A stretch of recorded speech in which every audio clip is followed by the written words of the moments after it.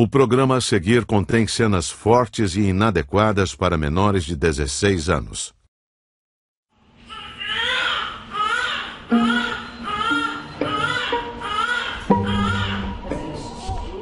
Nossa sociedade está acostumada a dividir o sexo em duas categorias bem distintas. Desde o nascimento, homens e mulheres aprendem que precisam desempenhar papéis quase opostos. Mas o que acontece quando o menino ou a menina não se encaixa no que a sociedade espera? O que acontece quando a pessoa quer se transformar em mulher, apesar da anatomia masculina, ou quer assumir o papel de homem, tendo nascido com um corpo feminino? A ousadia de romper esses códigos milenares é tabu.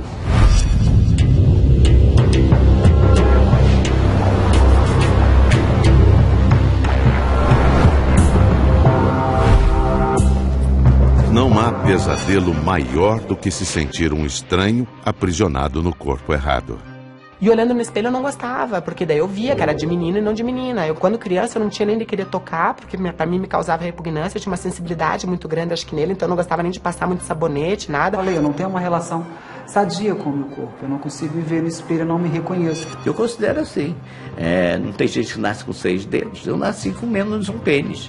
Pessoa transexual é aquela que nasce biologicamente numa determinada anatomia, ou homem ou mulher, mas psiquicamente a sua identidade de gênero, como ela se percebe, se vê e se reconhece, pertence ao outro sexo. Então assim, nasceu homem, mas se percebe mulher, ou nasceu mulher e se percebe homem. Um transexual sofre muito por sua condição. Muitos buscam ajuda médica para estar o mais próximo possível do gênero que sentem pertencer. Enfrentam cirurgias de retirada total do que os define como homem ou mulher. E tentam construir uma nova identidade. Niterói, Rio de Janeiro. João Nery tem 63 anos. Muito cedo percebeu que não era igual às outras crianças. Eu me identificava com o gênero masculino. Eu desejava ser um menino. Era o pedido que eu fazia todas as vezes diante da velhinha do bolo de aniversário. Eu quero ser um menino como os outros. João é considerado o primeiro transexual masculino brasileiro a se operar no país. Para ele, a transexualidade é simplesmente mais uma forma de viver o gênero. Mais uma forma de se relacionar com o mundo. Seu segundo livro, Viagem Solitária, conta toda a trajetória de transformação de mulher para homem. Abrir a sua história em palestras pelo Brasil inteiro é uma espécie de militância, uma luta para diminuir o preconceito. Primeiro eu achei que eu estava certo e o mundo estava errado. Depois eu achei que eu estava errado e o mundo estava certo. E hoje eu já acho o contrário. Eu acho que eu estou certo e o mundo é que está realmente errado. E por mais claro que eu cagasse para o mundo, era complicado, porque todo mundo me tratando no feminino e eu substituía mentalmente para o masculino. Estou passando com a mamãe pela pracinha quando começam a gritar Maria Homem. E para mim é terrível, é um constrangimento enorme, eu morro de vergonha, eu finjo que não é comigo, eu acabo abaixando a cabeça, os olhos enchem d'água, e enfim, não consigo falar nada. Eu devia ter uns 6, 7 anos, mais ou menos. Foi uma cena marcante na minha vida, muito, muito dolorosa.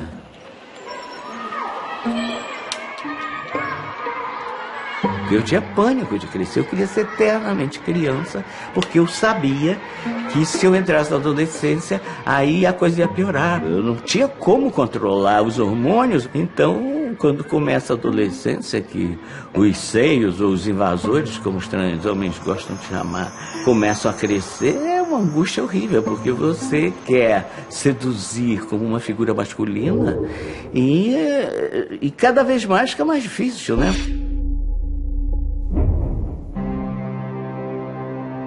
São Paulo, capital. Eu sempre me achei mulher. Eu brincava de boneca, eu ganhava carrinho, não queria brincar com carrinhos. Gostava, pegava os bonecos. Quando eu não podia brincar com as bonecas da minha irmã, eu pegava fantoches. Assim como João, Carol Marra teve que lidar com preconceito desde a infância. Eu não brincava com os meninos, eles não me aceitavam. Foi uma infância muito solitária que eu tive. E na adolescência ainda foi um pouquinho pior, porque eu tinha atração pelo namorado das minhas amigas. E era muito famoso, como que eu posso sentir? Eu não sou uma mulher. E aí aquilo foi muito confuso. E foi nessa época, né, na adolescência, que minha sexualidade começou a aflorar, que eu percebi que realmente eu não era igual às outras crianças, outras pessoas. Aceitar que aquele filho que nasceu homem quer viver como uma mulher é um enorme drama para a família. Eles percebiam que eu era diferente, mas a postura era tipo... A gente sabe que tem uma coisa diferente, mas não tomavam nenhuma atitude. Preferiam se calar. E assim foi, uma infância calada, uma adolescência calada. Carol Marra é uma modelo de 26 anos conhecida no Brasil. É formada em jornalismo, mas fez sua carreira no mundo da moda. Revelou que era uma transexual quando desfilou em uma semana de moda brasileira em 2011. E eu lembro que lá atrás, no backstage, a curiosidade, você já sabia, não, vai ser uma trans, né, de biquíni. Eu lembro quando eu pisei na passarela, quando eu entrei, eu escutava a plateia comentando, burburinho. A gente olha pra frente, pro pitch de fotógrafo, a gente tá olhar, né, você vê tudo ao seu redor. Então você via a curiosidade, as pessoas cutucando, comendo, e sabe? E eu vi geralmente o flash no foco. Eles iam lá, a lente objetiva ia ali num ponto específico. Mas enfim, se não era para ter, a gente esconde. Mesmo estando em um ambiente tido como mais moderno, num universo que aparentemente aceita diferenças, Carol sofreu preconceito. Comentários assim na fila para entrar para um desfile no backstage. Ah, travesti aqui eu não aceito, e sacode peito, sabe? Coisas maldosas. De roubar roupa, de esconder sapato. Esse tipo de coisa acontece. A discriminação tem relação direta com o que a sociedade julga ser um comportamento normal, um comportamento aprendido.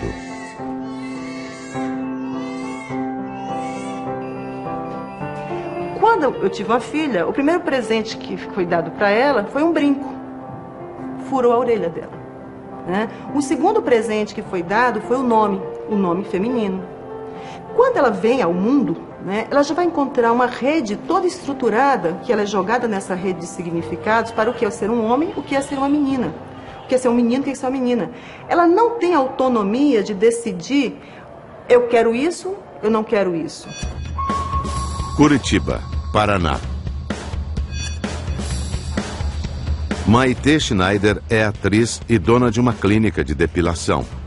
Há 8 anos ela só depila homens. Tudo começou com a necessidade de retirar todos os pelos que apareciam no próprio corpo.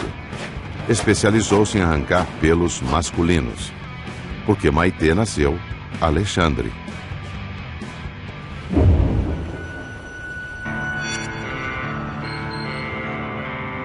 A primeira noção de que ela era diferente das outras crianças veio através de uma brincadeira que aconteceu na hora do recreio, quando tinha 6 anos de idade. E meu pai, sempre que ia pegar a gente, ele perguntava, como é que foi o dia de vocês? Daí a gente contava as coisas legais, não tão legais, enfim, né, do dia a dia, do que tinha aprendido, etc.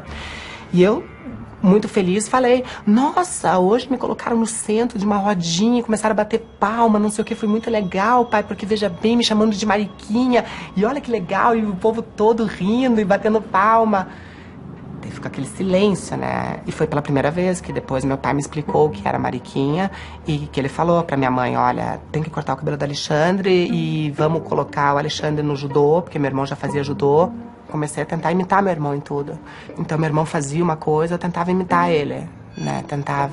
Botei ele como exemplo a ser seguido para que eu não tivesse problemas, não fosse objeto de chacotas e para que meu dia a dia e da minha família, das pessoas que estavam perto de mim também fosse mais tranquilo por conta disso. Por 10 anos, Maitê fez aulas de judô e, num esforço para se enquadrar no gênero masculino, tentou também o escotismo. No escotismo, enquanto estava todo mundo lá querendo escalar e fazer as coisas, aquelas coisas de fazer nós e não sei o quê, eu queria ficar limpando a barraca por dentro para deixar tudo bonitinho. Eu plantava jardim em volta da barraca, sabe? Então umas coisas que o pessoal ria daí quando acontecia. E eu falava, mas vocês estão rindo do quê? É para ficar mais legal. As pessoas iam entrar com aqueles tênis sujos da barraca. Eu falei, não, aqui eu já limpei dentro, só entra sem tênis. E todo mundo, nossa, olha que é viadinho. Daí começou, deixou de ser mariquinha, daí já tava entrando na adolescência, daí você começou a ser viadinho, entende?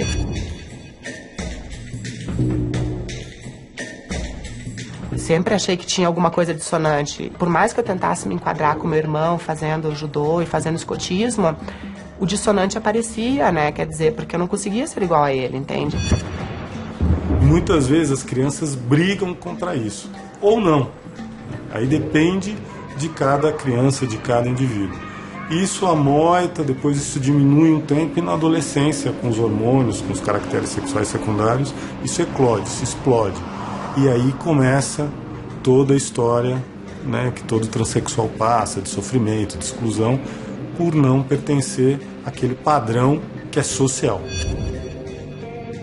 Numa tentativa de adequar o corpo a uma mente feminina ou masculina, alguns transexuais se submetem a cirurgias consideradas por uma parcela da sociedade como mutilações. Negação do próprio corpo, reflexos de uma doença psiquiátrica ou a clara percepção de que existe um descompasso entre a biologia e o cérebro?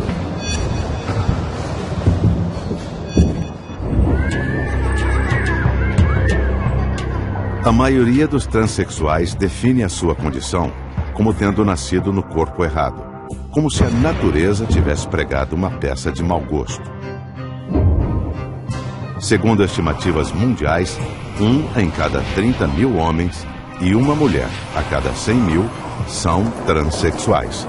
Transexualismo é um nome que vários profissionais da saúde utilizam para tipificar uma doença que seria transtorno de identidade de gênero ou disforia de gênero. A definição de doença ela é ausência de saúde. A definição de saúde pela Organização Mundial da Saúde é o bem-estar físico, psicológico e social. Se alguma dessas três coisas está alterada por uma condição física, uma condição que seja do paciente, isso pode, até certo ponto, ser considerado uma doença. O tema é controverso. Para os psiquiatras é um transtorno, não uma doença. Essa pessoa tem uma determinada situação psiquiátrica, psicológica, que lhe causa um sofrimento e lhe impede de exercer a sua liberdade, a sua plenitude no mundo que a cerca. Então isso é um transtorno. Só que isso não é consenso, está longe de ser consenso, né? Há toda uma produção acadêmica, cientistas sociais, psicólogos, né, psicanalistas, que vão discordar dessa concepção patologizante da identidade de gênero e vão afirmar que há muitas formas de você viver o gênero. Em ciência, não existe a verdade pura e absoluta. Você vai buscando e vai transformando essa verdade, vai acrescentando detalhes e vai redefinindo o que é verdade. Então, assim, não dá para dizer que o gênero é determinado socialmente só e ficar nisso. Tem a base biológica, a gente funciona em cima dessa biologia. Niterói, Rio de Janeiro. Eu tinha um corpo feminino, que eu masculinizei meu corpo através do esporte, né? Passei a ter uns ombros largos, passei a ter umas pernas muito musculosas, passei a ter um bíceps legal.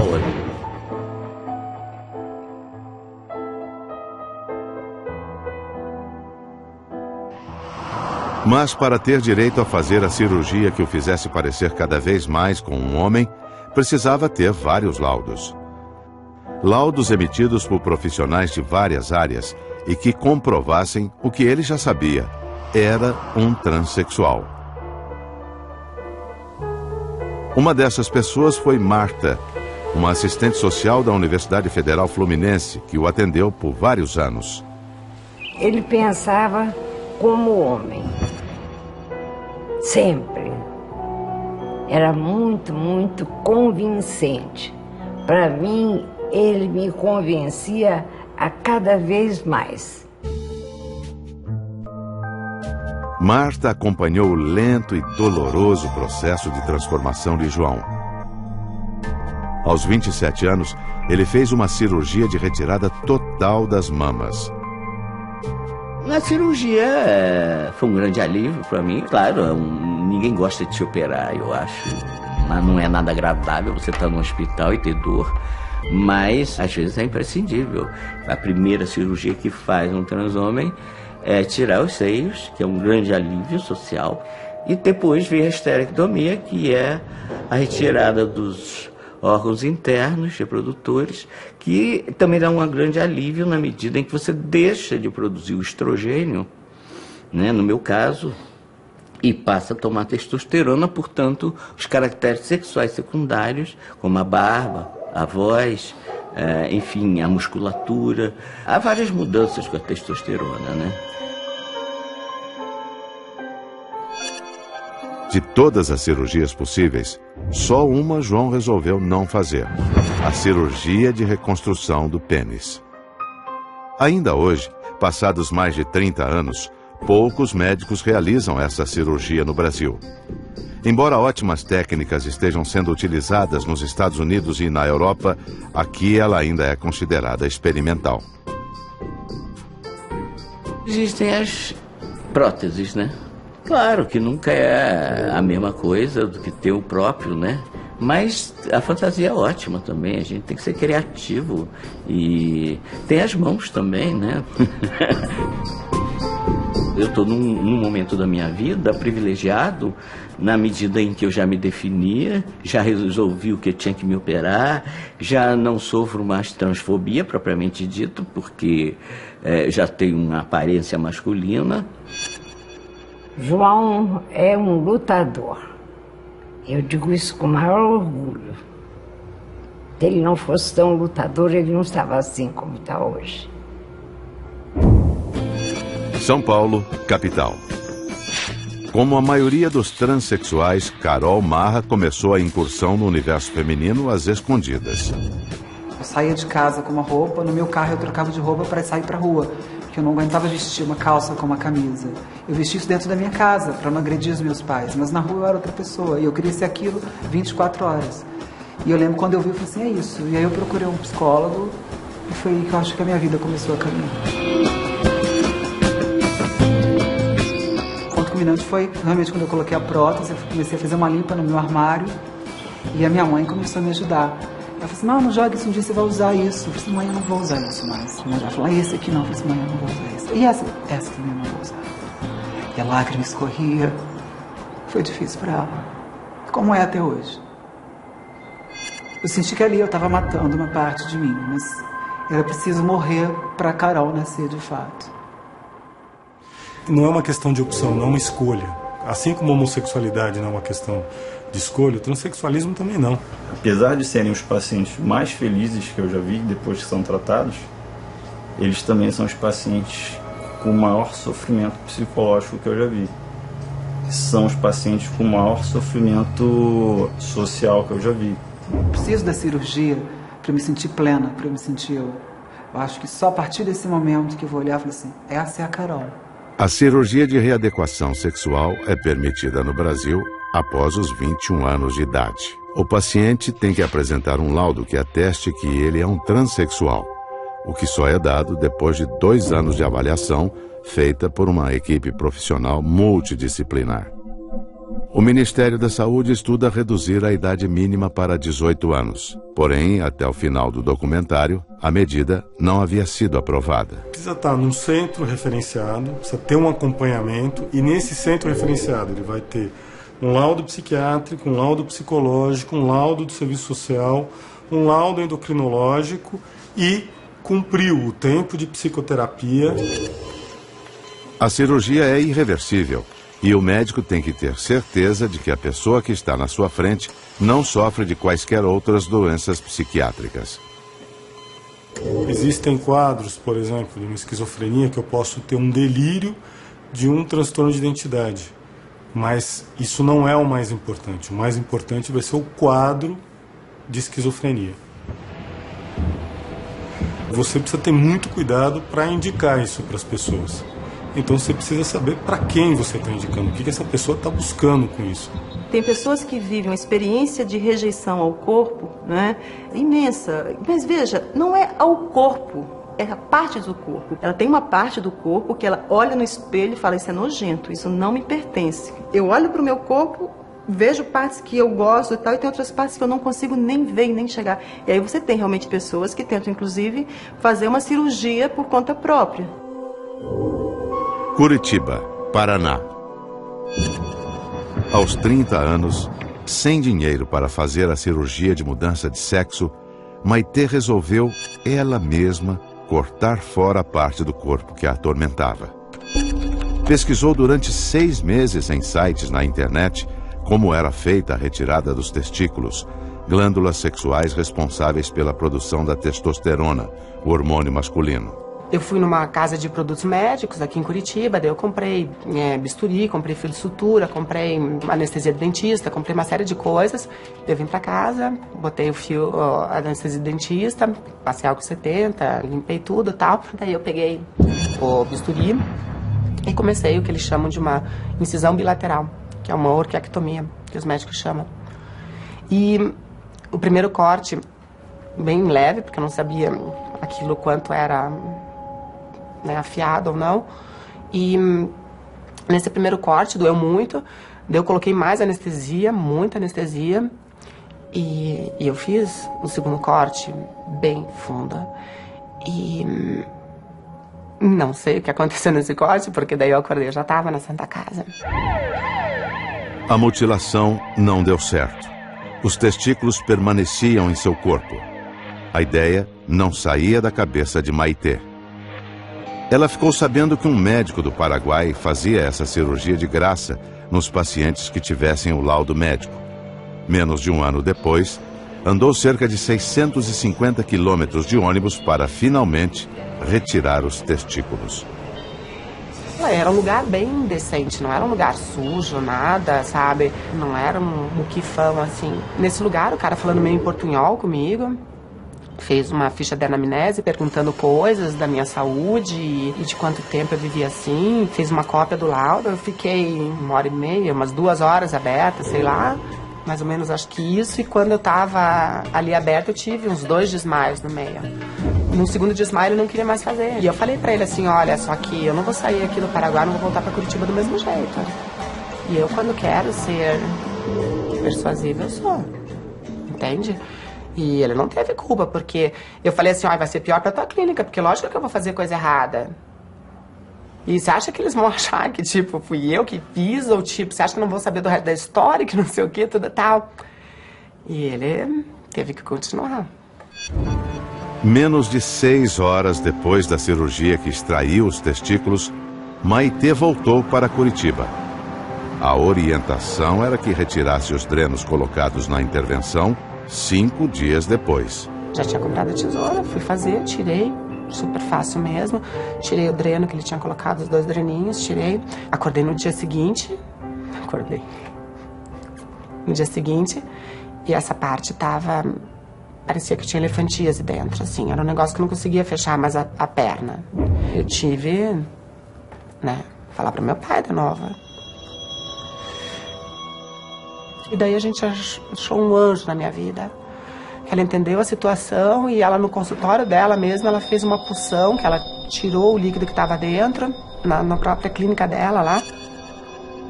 Depois desse momento, Maitê começou a fazer cirurgias. Dessa vez todas em hospitais. E foram muitas. A primeira, para a retirada do pênis e construção de uma vagina, foi em outubro de 2005.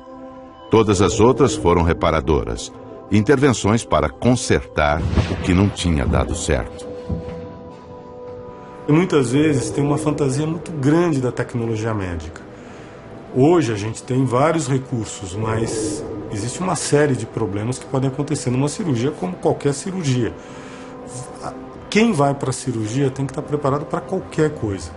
Qualquer problema que possa acontecer ou advir daquele recurso que você está usando.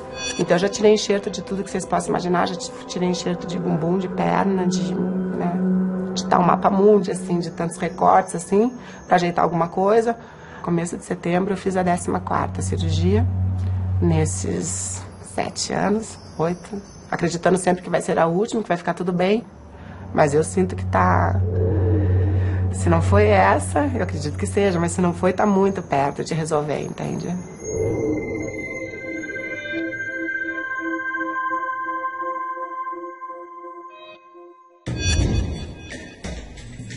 Esculpir o corpo com plásticas, preenchê-lo com silicones e outras substâncias é amplamente aceito em nossa sociedade.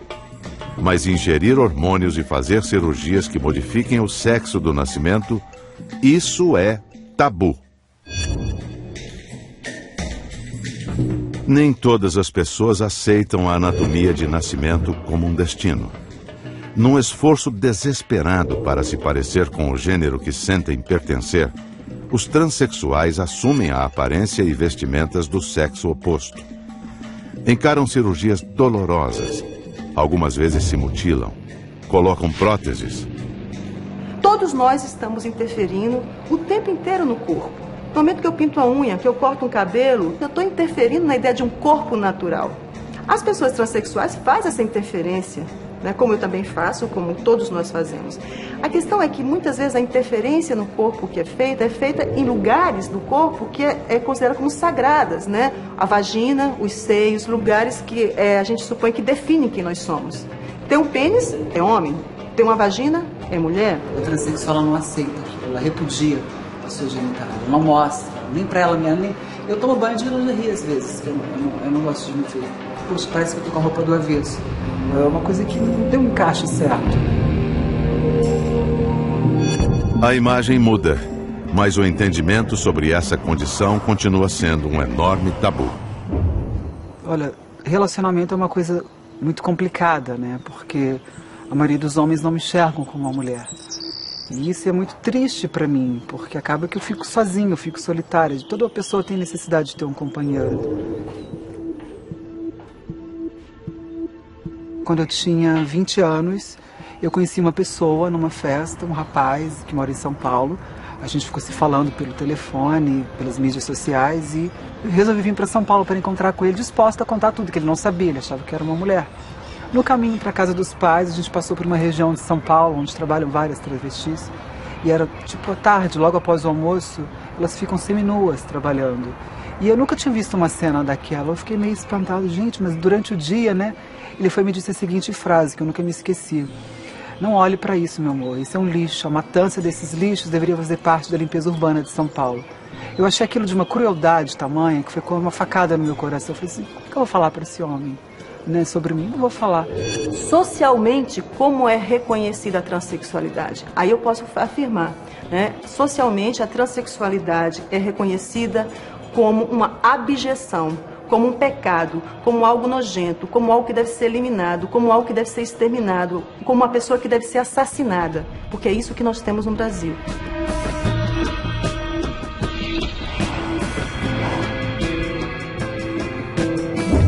Não é divulgado, mas o número de transexuais, de travestis, de homossexuais que são assassinados por ano, principalmente em São Paulo, não sei, o número de outras capitais do mundo, é muito grande, mas isso não é noticiado.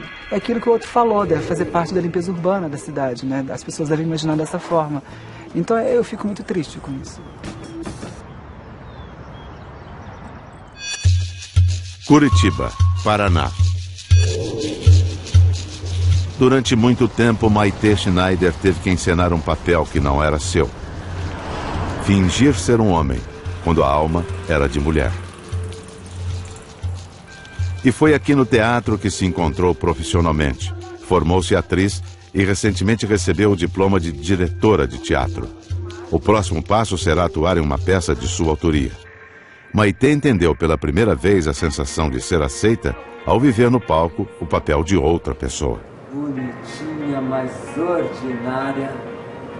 Muito bom. É isso aí, eu acho que o tempo é esse. Nossa, costurou. Que bonita, linda de cara.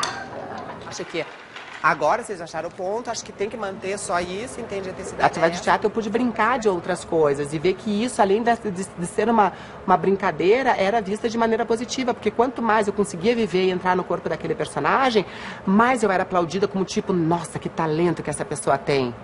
Então, quanto menos eu era em cena, mais aplaudida eu era. E eu nunca quebrei a cara com o teatro, entende? O teatro nunca, só me trouxe alegrias e alegrias. Então, é meu companheiro, foi meu companheiro, acho que vai ser meu companheiro para sempre, assim, né? Eu não abandono ele, a não ser que ele me abandone um dia. Então, assume essa postura desse Deus, entende? Onipotente, onipresente. Maitê fez 14 cirurgias para ficar cada vez mais parecida com uma mulher. A idade de nascimento, os traços biológicos estão cada vez mais apagados, mas não aos olhos de todos. Eu tive um primeiro relacionamento que não foi nada agradável, que é daquelas coisas que eu falei pra você que ainda não conseguiu trabalhar, que foi um relacionamento da primeira experiência sexual, tal, quando eu tinha 18 anos de idade, com um cara bem mais velho. Depois disso, foi difícil eu voltar a acreditar. Eu tive uma segunda experiência, que foi nada agradável também. E tudo isso dos 18 até os 23 anos, que nessa segunda meu pai, inclusive, participou, tendo que fazer boletim de ocorrência, exame de delito, essas coisas assim. E então eu fiquei um tempo... Você apanhou? As 2 vezes. E depois disso...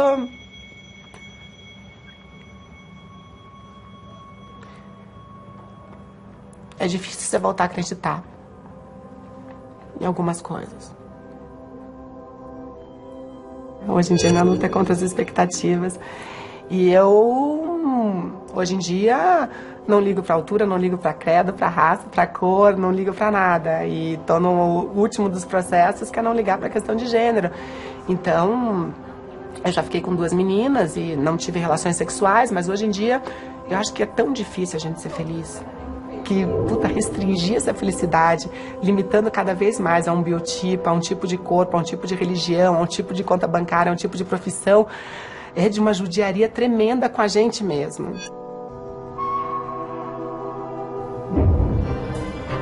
João teve muitos relacionamentos afetivos, todos com mulheres. Eu casei 4 vezes, todas relações profundas, apaixonadas.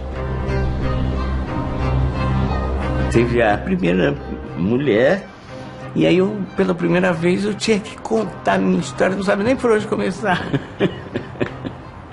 E aí, cara, eu virei pra ela e disse só numa frase assim, olha, eu nasci mulher e me tornei um homem. Fiz uma cirurgia e me tornei um homem. E foi com a segunda mulher que João teve a experiência da paternidade. Uma das minhas mulheres engravida, não de mim, porque eu sou estéril, né? E foi complicado, claro, toda aquela coisa de transcender o chifre, né? Que mais um ato da nossa cultura dado como feminino, porque dificilmente um homem transcende o chifre, né? Mulher é mais fácil. Eu acho que transcendi em função mesmo do poder da criação. Eu queria ser pai. Ela tinha pensado em tirar o filho. E eu aí, em 24 horas, eu decidi que eu ia ser pai. Contanto que o pai biológico não soubesse do que estava acontecendo. Assisti o parto, peguei o garoto, fui o segundo a pegar depois do médico. E não me arrependo em momento algum. Foi assim, uma experiência riquíssima na minha vida. E ele foi uma luz, um sol.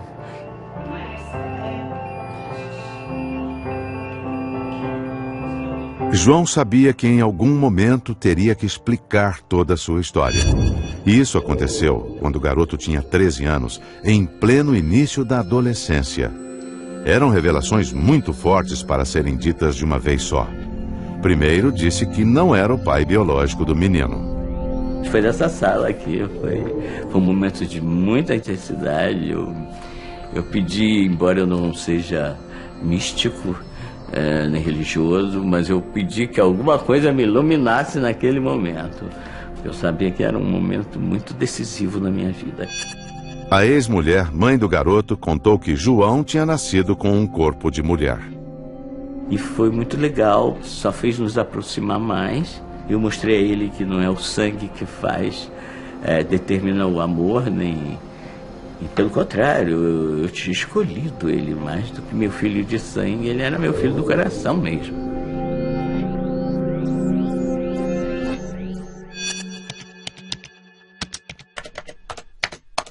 Uma das primeiras demandas de um transexual é a mudança dos documentos, trocar o nome na carteira de identidade e finalmente ser reconhecido oficialmente como homem ou como mulher.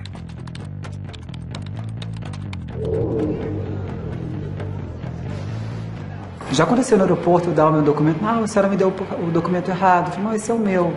Eu me recordo que há pouco tempo fui fazer uma viagem, meu passaporte estava vencendo, eu renovei, quando eu fui buscar o passaporte, era uma sala com muita gente, e eles chamavam pelo nome. Eu falei assim, meu Deus, ela vai me chamar. Eu não vou levantar, vai chamar meu nome, eu vou ficar quieta aqui. E a mulher foi muito delicada, ela olhou para mim e falou, e eu peguei o passaporte. Hoje em dia, já é possível entrar na justiça para requerer outra identidade, o que geralmente só acontece depois da cirurgia de readequação sexual. Maitê conseguiu, depois de percorrer um longo caminho. O nome Alexandre foi apagado da história. Mas na época de João, esse caminho simplesmente não existia. Aí o que eu fiz? Eu fui num cartório, aliás, com uma amiga que era transmulher, que foi quem me ensinou o caminho das pedrinhas, e tirei uma nova identidade masculina. Ela foi minha testemunha, olha que ótimo. A justiça se fiou na minha amiga.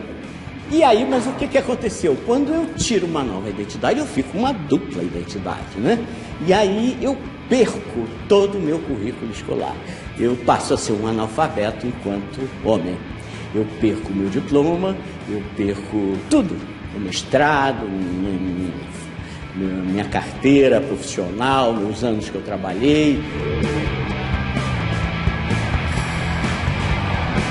Sem diploma, João teve que aprender outras profissões. Foi taxista, vendedor, pedreiro, pintor de parede. Era ele quem fazia os reparos na própria casa, uma função considerada tipicamente masculina. Para sua empregada, nunca houve dúvidas, nem sequer uma desconfiança. João sempre foi um homem. Ela só soube de sua condição ao ver uma entrevista na televisão.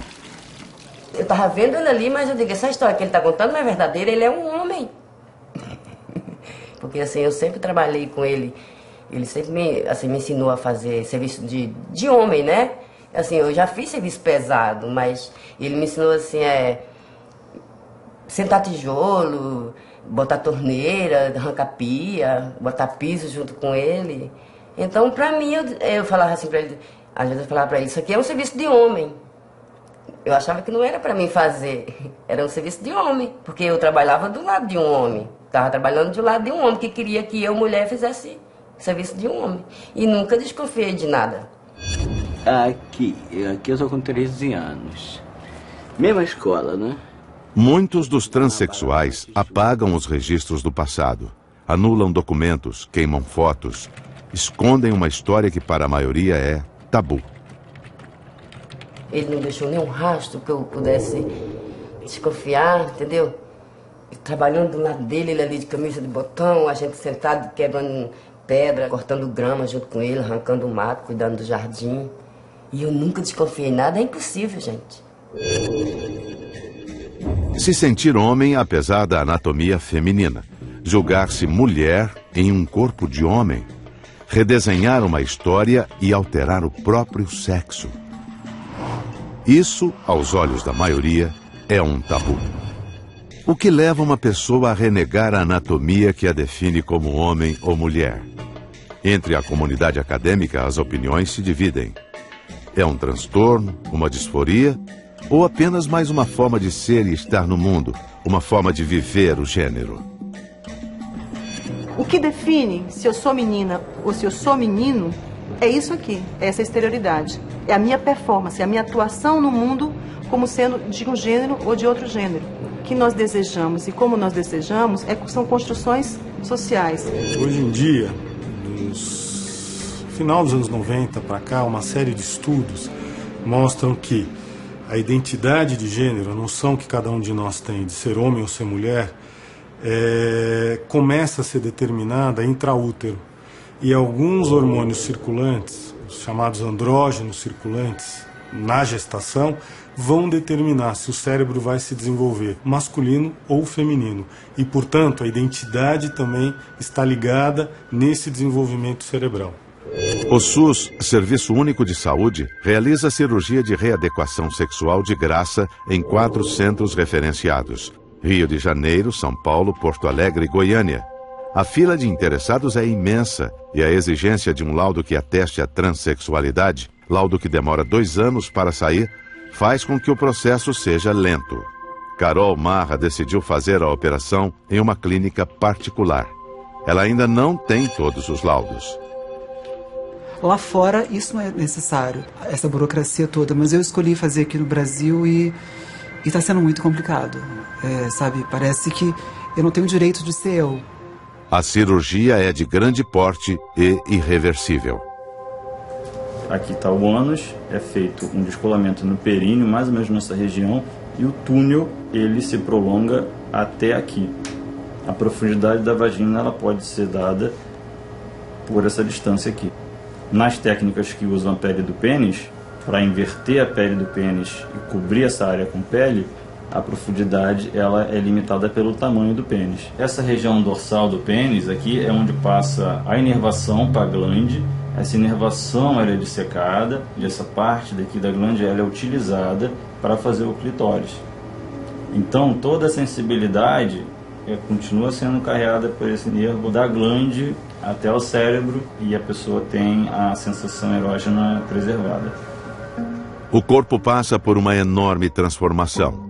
É preciso ter cuidados específicos para que ele se adeque a essa nova fisiologia. Toda cicatriz tem tendência a contrair.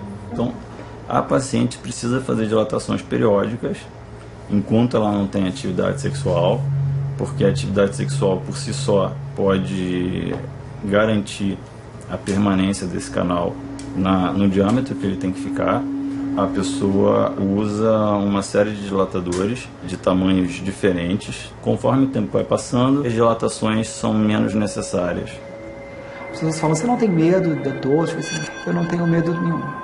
Eu acho que na hora que eu chegar no quarto e me olhar, eu falei assim, essa sou eu. Vai ser o dia mais feliz da minha vida. Curitiba, Paraná. Hoje é um dia importante para Maitê Schneider. Em um jantar organizado por ela, conseguiu reunir toda a família, que finalmente agora a aceita como ela é. Mas que também teve que percorrer um longo caminho para entender o que se passava com aquele menino, o Alexandre. Para mim foi bastante complicado também. Então, tanto é que eu fui para o psiquiatra também, para poder arrumar a minha cabeça e para poder ter um convívio bom com a Maitê. E fiquei praticamente quase 10 anos afastada da minha filha, sabe? Que eu acho que era uma época que os pais têm que estar sempre junto e acompanhar mais do que um filho que não é diferente. Então, hoje em dia, eu tenho um arrependimento bárbaro dessas coisas, sabe? Eu digo que nenhuma mãe faça o que eu fiz. O mérito é todo dele, porque ele que lutou, ele que foi atrás, ele que sentiu dor, ele que sentiu o desprezo das outras pessoas e tal coisa. Quer dizer, ele é um guerreiro e conseguiu, na justiça, que é muito difícil no Brasil, conseguiu mudar o sexo oficial em carteira, quer dizer, hoje em dia ele é uma mulher. Mas tudo isso ele conseguiu por mérito pessoais dele. Quer dizer, então foi uma luta que pouca gente vê. Viva para 2013, então, com muita saúde, muitas coisas boas, muita energia. Não existe o igual, o bonito é a diferença. Então, um dia que a gente se libertar desses aprisionamentos que nos colocam, entende, tudo vai ser melhor. Não precisa gostar de mim, eu só acho que tem que respeitar. A vida é minha, né? Eu só tenho essa para viver, então quero ser feliz nessa vida. As outras, a gente vê depois. Eu simplesmente sou apenas mais um ser humano que existe de mais uma forma da diversidade. Eu acho que ele nasceu errado. Ele nasceu para ser o que ele é hoje, um homem. Eu acho que a nossa luta é para que a sociedade respeite a diversidade. Mais que ter direitos iguais, é ter direito à diferença.